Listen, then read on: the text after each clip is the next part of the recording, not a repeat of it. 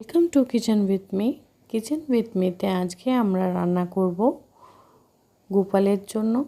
আপনারা অবশ্যই নানা রকম সরঞ্জাম রান্না করেছেন গোপালের জন্য। আজকে একবার অবশ্যই এই তালের সুজিটাও আপনারা করে দেখবেন, খুবই ভালো লাগে আর খুবই সহজ এটাকে রান্না করা। আপনাদের বাড়িতে যা আছে তাই দিয়েই আপনি করে নিতে পারবেন, আর গোপালও খুবই খুশি হবে এটাকে খেয়ে। এখানে কড়াইয়ের মধ্যে আমি 100 গ্রামের মতন সুজি নিয়েছি।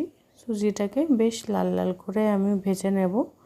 যখন সুজির কালারটা একটু সামান্য ব্রাউনি হয়ে যাবে তখন আমি সুজিটাকে তুলে নেব। এবার গরম কড়াইয়ের মধ্যে দিয়ে দিলাম চিনি 1 বাটি, আর 2 বাটির মতন তালের রস দিয়ে দেব। দিয়ে এবার খুব ভালো করে এটাকে আমরা নাড়াচাড়া দিয়ে নেব।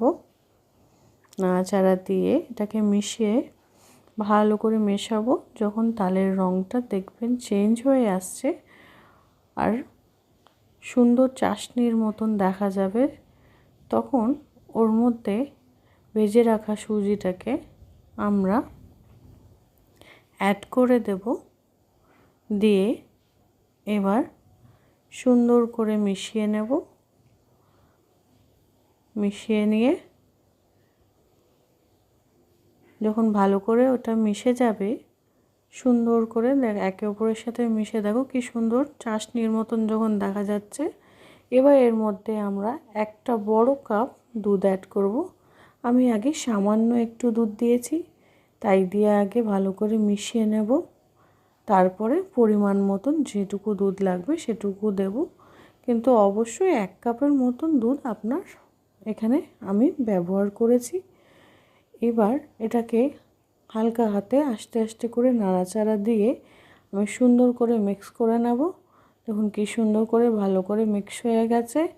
এবার আমি এর মধ্যে দিয়ে দেব 2 বড় চামচের মতন ঘি। ঘিটাকে দিয়েও ভালো করে আমি এটাকে মিশিয়ে নেব। ঘিটা উপর দিয়ে দিলে একটা খুব সুন্দর গন্ধ আসে ঘিয়ের, সেটা খুবই ভালো লাগে। এবার দেখুন এটি রেডি হয়ে গেছে। খুব কম সময়ের মধ্যে 10 মিনিটের মতোও লাগেনি, খুব ভালো করে। আর গোপালও খুবই খুশি হবে।